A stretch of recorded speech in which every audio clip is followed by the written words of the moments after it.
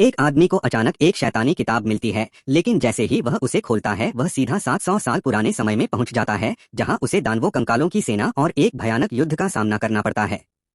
एक आदमी को अचानक एक रहस्यमय किताब मिल जाती है। जैसे ही वह आदमी उस किताब का पहला पन्ना खोलता है, अचानक उसके हाथ में एक अजीब सी काली ऊर्जा भरने लगत। खुद को बचाने के लिए उसे मजबूर होकर अपना हाथ ही काटना पड़ता है। लेकिन घर के बाहर मौजूद जंगल में अचानक एक बहुत बड़ा भंवर बनने लगता है। वह आदमी भंवर की तरफ खींचने लगता है। वह उस भंवर में समा जाते हैं। वे एक बिल्कुल अजंबी जगह पर गिरते हैं। उसके चारों तरफ चांदी के कवच पहने हुए सैनिक खड़े होते हैं। वह राजा के सामने खड़े होकर समझाने की कोशिश करता है, लेकिन राजा बहुत डरजात राजगुरु को लगता है कि शायद यह ऊपर वाले द्वारा भेजा गया कोई खास व्यक्ति है। लेकिन राजा को शक होता है कि यह दुश्मनों का जासूस हो सकता है। इसलिए राजा फैसला करता है कि इस अजनबी आदमी को भी कैदियों के साथ सजा दी जाएगी। सबको पकड़कर राजा के विशाल किले में ले जाया जाता है। किले के अंदर एक पुराना और गहरा कुआं होता है, जिसमें एक डरावना दानव बंद किया गया था। जैसे ही उस कुएं का दरवाजा खोला जाता है, अचानक एक विशाल दानव उस आदमी पर हमला कर देता है। आदमी उस दानव के सामने बिल्कुल कमजोर पड़ जाता है और उसे समझ नहीं आता कि क्या करे। उसी समय राजा ऊपर से लोहे का दरवाजा भी बंद करवा देता है,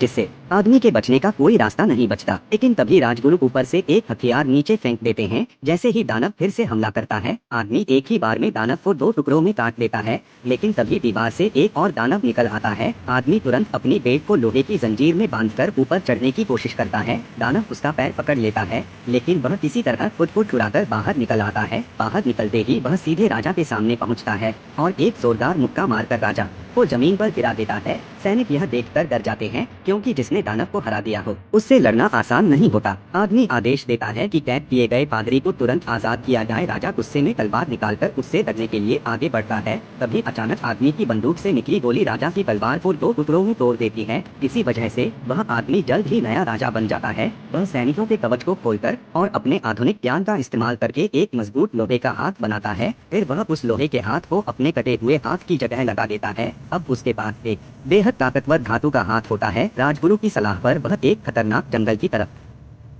जाता है, जहां दानवों का पेड़ मौजूद होता है। जंगल में घुसते ही एक रहस्यमय ताकत उसका पीछा करने लगती है। वह घोड़े से गिर जाता है और डर के मारे भागने लगता है। आखिरकार वह एक पुरानी पवन चक्की के अंदर जाकर छिप जाता है। रात को वह अंदर आग जलाकर खुद को गर्म रखने की कोशिश करता है। तभी अचानक कोई उसका नाम पुकारता है। वह देखता है कि आईने में उसका ही दूसरा रूप दिखाई दे रहा है। गुस्से में वह आईना तोड़ देता है, लेकिन आईने के टुकड़ों से कई छोटे छोटे उसके जैसे रूप बाहर आ जाते हैं। वे सब मिलकर उस पर हमला करने लगते हैं। आखिरकार वह उन सबको खत्म कर देता है। बाद में कब्रिस्तान में उसे 3 शैतानी किताबें मिलती हैं। उसे समझ नहीं आता कि असली किताब कौन सी है। जब वह असली किताब उठाता है, तभी जमीन कांपने लगती है और कंकालों की सेना जाग जाती है। कंकालों की विशाल सेना उस किताब को वापस लेने के लिए किले पर हमला कर देती है। आदमी अपने आधुनिक ज्ञान से इस युग के लोगों को बारूद और हथियार बनाना सिखाता है। रात में जब कंकाल सेना हमला करती है, तब किले के सैनिक पूरी ताकत से उनका मुकाबला करते हैं। भयानक युद्ध शुरू हो जाता है। सैनिक बारूद वाले तीर और तोप चलाते हैं, लेकिन कंकालों की संख्या बहुत ज्यादा होती है। वे किले का दरवाजा तोड़ देते हैं। तभी आदमी अपनी बनाई हुई बख्तरबंद गाड़ी लेकर युद्ध में कूद पड़ता है। वह दुश्मनों को खत्म करता जाता है। अंत में कंकालों का सरदार किले की दीवार पर चढ़ जाता है। लड़ाई के दौरान बारूद में आग लग जाती है। कंकाल सरदार किताब लेकर बारूद पर कूद जाता है। उसे बारूद की ताकत का अंदाजा नहीं होता। आदमी किताब वापस छीन लेता है और बारूद के साथ कंकाल सरदार हवा में उड़कर विस्फोट में खत्म हो जाता है। आखिर में राजगुरु एक जादुई औषधि बनाते हैं और उस औषधि की मदद से आदमी आखिरकार अपने असली समय में वापस लौट जाता है।